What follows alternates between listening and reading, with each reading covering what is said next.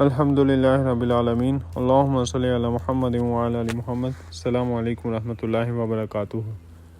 مشکوٰۃ المصابیح کی حدیث نمبر 190۔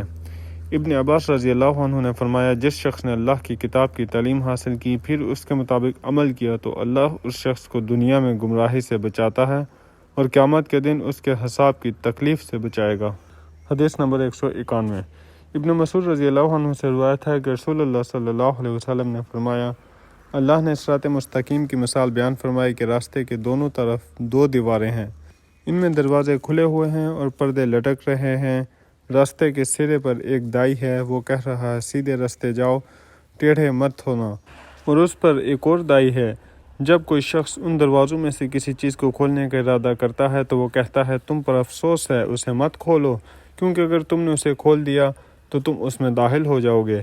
پھر آپ صلی اللہ علیہ وسلم نے اس کی وضاحت کرتے ہوئے فرمایا، راستہ اسلام ہے، کھلے ہوئے دروازے اللہ کی حرام کردہ اشیاء ہیں، لٹکے ہوئے پردہ اللہ کی حدود ہے، راستے کے سرے پر دائی قرآن ہے، اور اس کے اوپر جو دائی ہے وہ ہر مومن کے دل میں اللہ کا واعظ ہے۔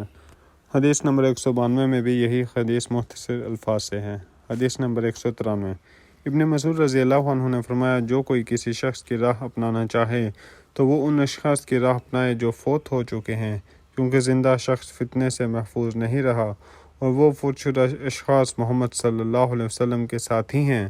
وہ اس امت کے بہترین افراد تھے، وہ دل کے صاف علم عمیق اور تکلیف و تضیح میں بہت کم تھے۔ اللہ نے اپنے نبی صلی اللہ علیہ وسلم کی صحبت اور اپنے دین کی اقامت کے لیے انہیں منتخب فرمایا، پس ان کی فضیلت کو پہچانو، ان کے آثار کی اتباع کرو اور ان کے اخلاق اور کردار کو اپنانے کی مقدور بھر کوشش کرو، کیونکہ وہ ہدایت مستقیم پر ہیں۔ جزاکم اللہ خیر۔